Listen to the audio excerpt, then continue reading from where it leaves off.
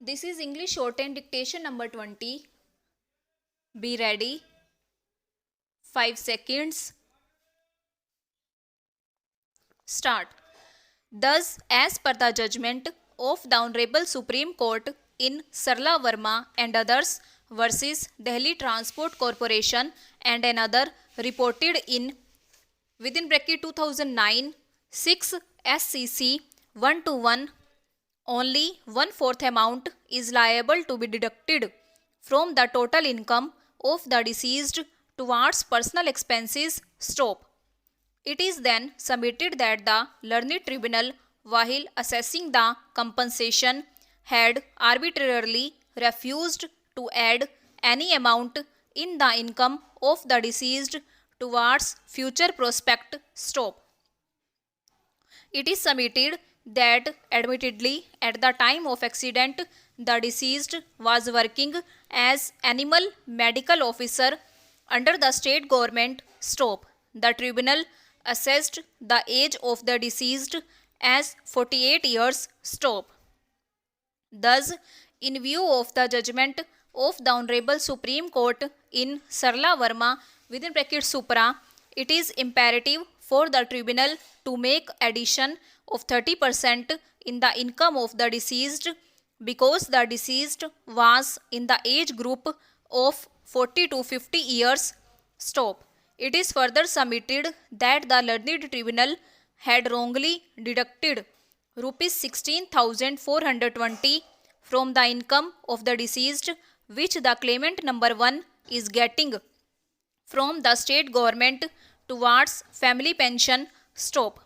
It is submitted that in view of the various judgment of Honorable Supreme Court and of this court, family pension received by the widow of the deceased is not liable to be deducted from the income of the deceased. Stop. Therefore, it is submitted that the entire assessment of compensation made by the tribunal is illegal and against the law laid down by the Honorable Supreme Court. Stop. On the other hand, Shri G.K. Srivastava, learned counsel appearing for the insurance company, submitted that the tribunal had assessed the compensation in accordance with law. Stop. Para. It is submitted that 1/3 amount of the income was deducted by the tribunal in view of the second schedule of the Motor Vehicles Act. Stop. It is further submitted that the learned tribunal refused to give benefit of future prospect because the claimants had not adduced any evidence to show that in future income of the deceased will be enhanced. Stop. The tribunal had further stated that there may be chance that the claimant number 1 will get compassionate amount due to death of deceased. Stop. Accordingly, it is submitted that the aforesaid finding of learned tribunal does not require any interference. Stop.